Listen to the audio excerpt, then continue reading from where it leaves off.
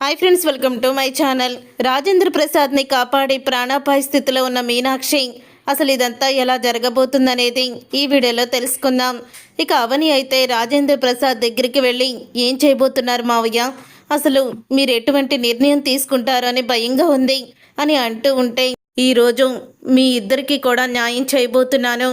నీకు మాట ఇచ్చినట్టే చక్రధరే నీ కన్న తండ్రి అని నిజాన్ని బయట పెట్టబోతున్నాను అంటూ రాజేంద్ర ప్రసాద్ చెప్తాడు. అది విని పల్లవి షాక్ అయిపోతూ ఉంటుంది. రాజేంద్ర ప్రసాద్ని ఆపాలని ప్రయత్నిస్తుంది.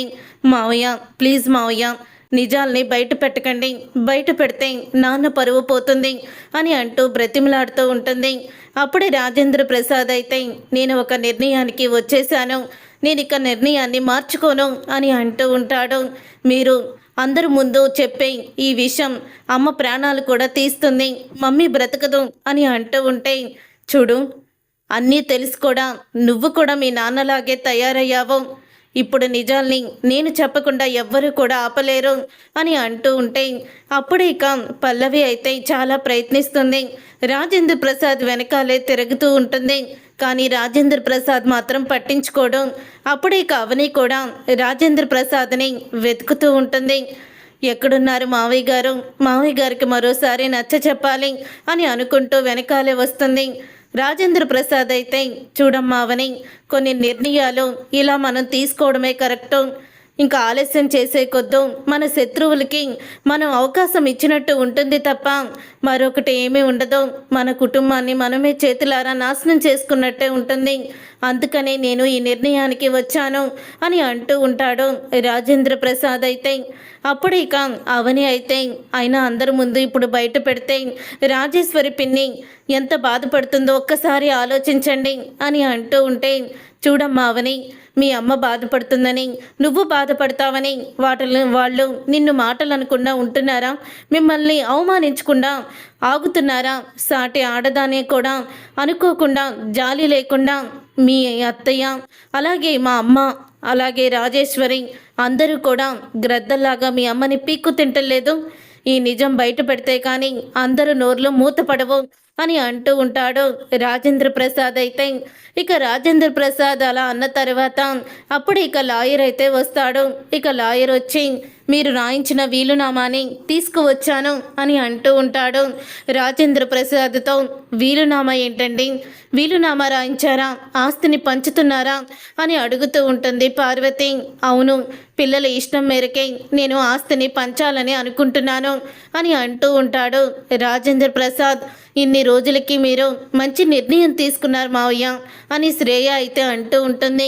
అదేంటి నాన్న, అందరూ కలిసే ఉందాము అని చెప్పారు కదా, మరి ఇప్పుడేంటి ఆస్తి పంచుతానంటున్నారు అని అంటూ ఉంటాడు అక్షయ్ అయితే. చూడు అక్షయ్, ఏదో జరుగుతుందని అనుకున్నాను, నా కుటుంబం కలిసి ఉండాలని కోరుకున్నాను, అది నా ఒక్కడి కోరిక అయ్యుండొచ్చు, కానీ మీకు కూడా ఉండాలి కదా, మీకంటే మిమ్మల్ని పెళ్లి చేసుకోవచ్చిన మీ భార్యలకి ప్రస్తుత కాలంలో ఆస్తులతో ఉమ్మడి కుటుంబంలో ఉండాలంటే ఎవరికి వాళ్ళే ప్రేమ అనుబంధాలు అనేవి ఉండకుండానే కక్షలు పెంచుకుంటున్నారు.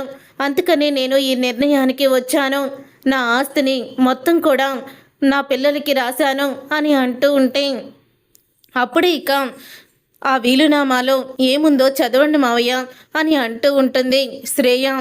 అప్పుడే ఇక రాజేంద్ర ప్రసాద్ అయితే వీలునామాయన అయితే చదువుతూ ఉంటాడు. ఇంతలో ఇక పల్లవి ఎక్కడికి వెళ్ళింది అని కమల్ అయితే అనుకుంటూ ఉంటాడు. కమలు అలాగా పల్లవి గురించి చూస్తూ ఉంటాడు, కానీ పల్లవి ఎక్కడా కూడా కనిపించదు. పల్లవి చాటుకు వెళ్ళి ఇక చక్రధర్కి ఫోన్ చేస్తుంది. నాన్న, రాజేంద్ర ప్రసాద్కి తెలిసిపోయింది మీరే అవని కన్న తండ్రి అని. ఇప్పుడు పార్టీ పెట్టి అందరి ముందు అనౌన్స్మెంట్ చేయబోతున్నాడు. ఇప్పుడు ఈ విషయం అందరికీ తెలిస్తే ఇక అందరి పని అయిపోయినట్టే అని అంటూ ఉంటుంది పల్లవి అయితే. ఇప్పుడు అమ్మ నిన్ను అసహించుకుంటుంది, ఎవ్వరు కూడా నిన్ను జైలు నుంచి బయటికి రానివ్వరు. ఇప్పుడు నన్ను ఏం చేయమంటావు?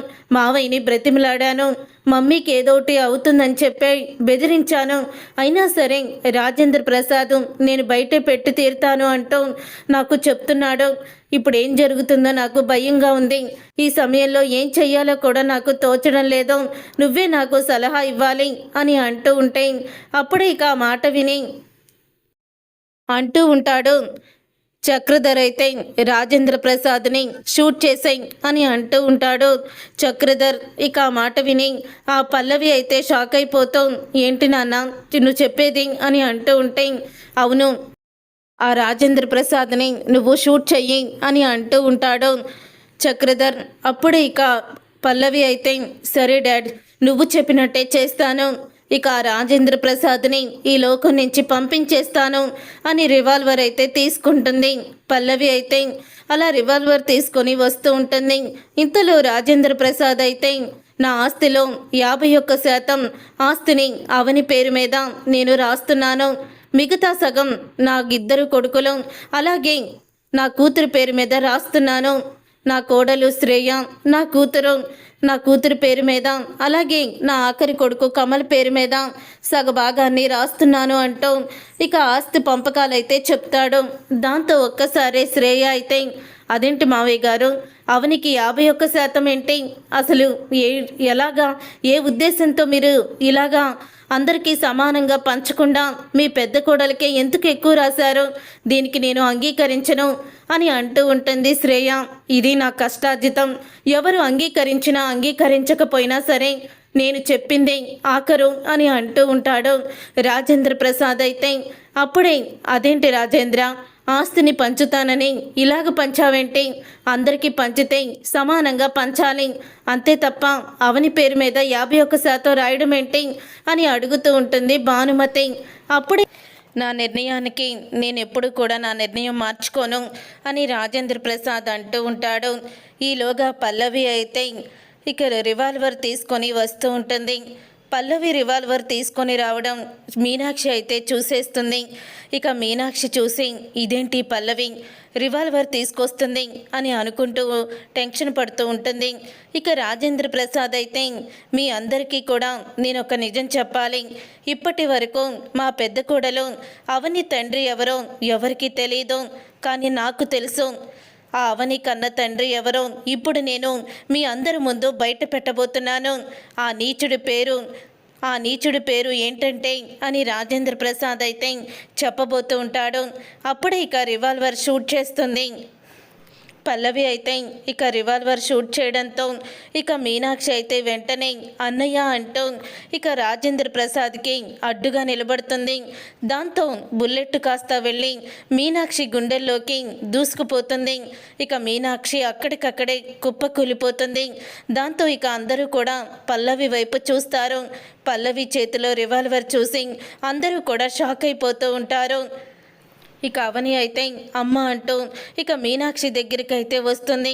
ఇక రాజేంద్ర ప్రసాద్ అయితే, అవని కన్న తండ్రి పల్లవి కన్న తండ్రి ఒకరే, నిజాన్ని బయట పెడుతున్న నన్ను పల్లవి చంపాలని చూసింది అంటూ నిజాన్ని చెప్పేస్తాడు. చూసారుగా ఫ్రెండ్స్, రాబోయే కథలో ఖచ్చితంగా ఇలాగే జరగబోతుంది. మరి ఇలాగే జరగాలని మీరైతే కోరుకుంటున్నారా? అయితే వీడియోని తప్పకుండా లైక్ చేసి ఛానల్ని సబ్స్క్రైబ్ చేసుకొని పక్కనే ఉన్న గంట సింబల్పై ఆలని క్లిక్ చేయండి. అప్పుడే మేము పెట్టే ప్రతి వీడియో మీరు మిస్ కాకుండా చూసేవచ్చు.